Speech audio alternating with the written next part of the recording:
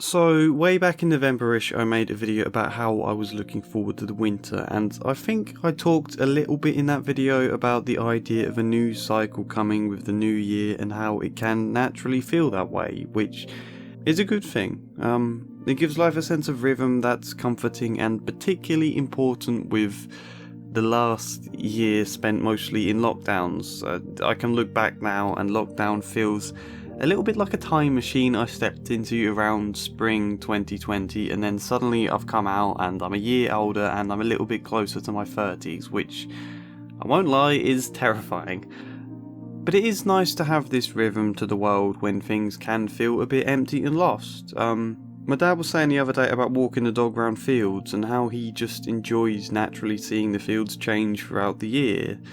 There is rhythm to that and a sense of movement that is a comforting reminder when often we can feel like life is getting nowhere for us. At the time of recording, it's the 14th of June, and whilst not technically summer, we are getting very warm weather now, where humid nights are making it very difficult to sleep. I don't know where any of you live, but the British do complain a lot about the heat, and it isn't always without reason, because whilst the temperatures don't reach the same heights as, like, Australia, for example, all our houses are built with thick insulation designed for the winter to keep the heat in, and nobody has air conditioning anywhere here, so when it does get very hot it can be quite difficult. Nonetheless, I love the summer. I mean, it's funny, when the winter comes I look forward to the snow and Christmas, and that starts to feel like my favourite season. Then spring passes, which I'm less keen on because the spring is still cold but without the snow, and my hay fever is acting up. But then the summer comes, and I realise again that the summer is obviously my favourite season. Let me give you an example. The other week I was walking through the park with my girlfriend on the way to town on a very hot, very sunny day. It was the weekend, and they've got this big play area in a section of the park for kids with like swings, climbing frames, bridges, sand pits, tons of stuff. So much and so good I half wish I was still a kid, because it does look fantastic. And that's all just one specific area of the park obviously, but it was packed out with families, and there's just something comforting about seeing people out in public having a good time, seeing strangers who are happy. And obviously you see it in the other areas of the park too, like there was a misfit group of friends who looked like they were off from lunch from college, sitting in a circle on the grass, laughing, like a phone sitting in the middle of them playing a song they all wanted to hear. Or there was these two cooler kids who were out on a pedal boat across the lake, somehow attempting to make themselves look cool whilst on a pedal boat, which isn't possible, and amusing at this age now when I'm able to look back and both see and remember that natural insecurity in teenagers and how funny it is really to be trying to look cool in the ways you do when you're young. And there was one couple lying on the grass snogging, like my god, the girl could have suffocated under him. There was an old woman feeding ducks, a bloke taking photos of trees, all just looking very happy to be out in the sun though.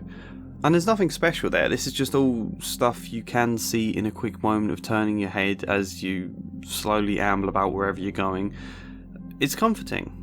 It reminds you how often, actually, the world can be a happy place. It isn't always miserable and full of horror as the more pressing thoughts in our minds and our worries constantly tell us it is, I think when we're shut away indoors with nothing but our own brains or like the very small bubble of people we have, we forget the rest of the world outside that small bubble isn't always terrible. People out there still find happiness. All of them will have problems and worries I'll never know about, yes, but they're all still able to go outside and have a good day. That's an incredibly simple point, and yet it is still quite a powerful one. And that's the sort of thing I think about a lot when the summer comes. It's a curious feeling for how selfless it is, really. There's no sense of envying the happy moments you see in others or sneering at them, but just feeling happy to see other people's happiness for a quick passing moment before getting back to your own life. And I do think when we're in pain we do become naturally more selfish because we lack the headspace for much else, so maybe in that situation you'd see all these people looking happy and you'd feel angry, you can't quite feel the same. Maybe, but as I feel now, there is something wonderfully kind of innocent about the idea of just being happy to see people you know nothing about, will never know anything about, who exist to you as nothing more than a quick glance, seeing them having fun and it making you smile. The summer, for me, tends to represent hope, where the winter represents struggle, which has made it frustrating in past years of my life where the summer wasn't such a hopeful one. Symbolically though, we've had, new beginnings of spring, and then summer is something of a peak, I think, and it does naturally fit into that because school ends in the summer, and I can remember all those great moments in time where I'd step out from my last exam of the year at school or at uni, from like a dark hall or a gym you've been doing your exam, into the bright sunlight of a summer's day, or the final day of school with the final exam and me and my friends walking off across the school field out to go and celebrate. More so as well because my birthday is the 20th of July, which often did fall on the last day of school, which I really enjoyed. I know these timings and things are different depending on where you live, but even more generally, the world looks brighter in the summer, quite literally, and if we talk sensations, you get to enjoy the feel of warmth on your face, which is such a nice pleasure that it's easy to overlook. Some of my favourite memories involve me lying on the grass with the sun on my face, which is also another one I immensely enjoy, the feel of grass on my bare feet. And when the sun gets too much, you get to sit inside with a fan or in the shade with the sound of birds chirping outside the window, and you appreciate that shade then as much as you did the sun. And that's, it's not a wrapping up tight and cosy like you do in the winter sort of feeling, but it's lying back all dozy in the shade, still close to the outside, still with the windows open, but also sheltered.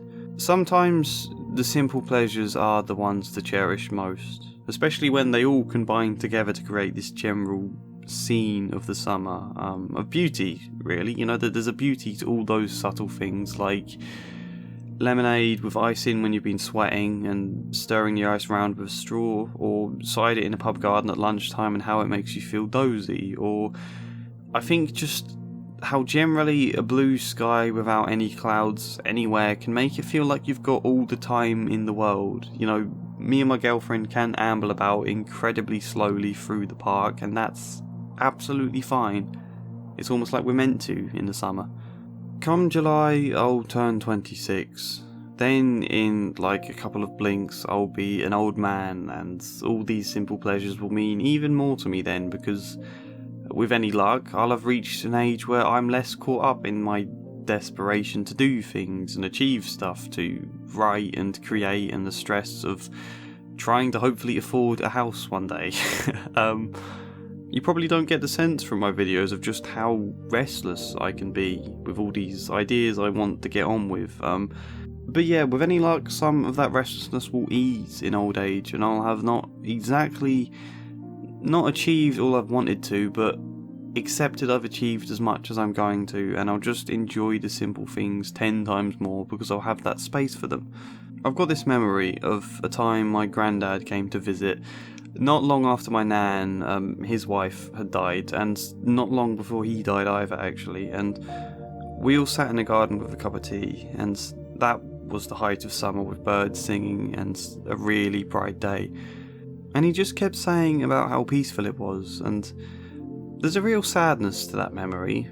There even was at the time it was happening, in a way I struggle to quite pinpoint, but he really appreciated that weather that day, and I think there's few things my other grandparents also appreciate more than going to sit out in their garden for the day, not needing to do anything, just being in the garden. I'm not looking forward to being 26 whatsoever. The teenage me always assumed I'd have a house and family and a stable income by now. I always assumed I'd have a published novel too. Nonetheless, I've grown a lot, and the summer is a time for hope. I do feel a lot of hope for the future at the moment. Things I'll maybe talk about in a more personal video when it gets to my birthday or something, I don't know. The point of this video is more just that I'm excited for the summer in and of itself, irrespective of my personal life, so let me try and conclude things.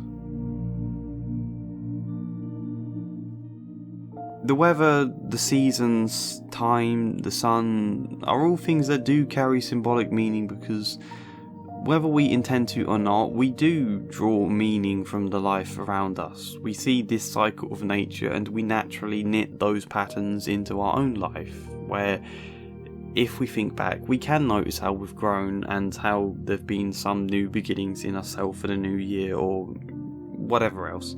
And I talk about the summer as a time of hope or a peak that's naturally susceptible to becoming rose-tinted in the future, but there's something else about it as well.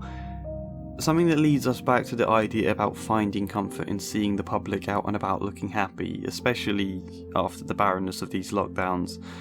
You see all these people out and about in the park, or I used to see it out and about university, or sometimes you'd see it when you glance around a cafe or a pub garden or wherever else. Even if the majority of the people in that park or wherever are all strangers to each other and have no real interaction beyond maybe passing glances or observing you the way you're observing everything, despite that, there is still a feeling of community.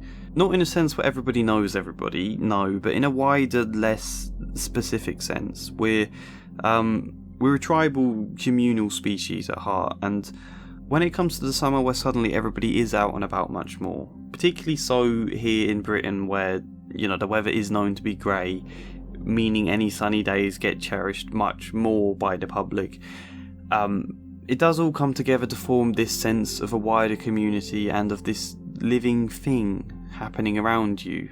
And that's important. Generation upon generation before us found meaning through community in a way that's more difficult nowadays because it is less of a concrete thing.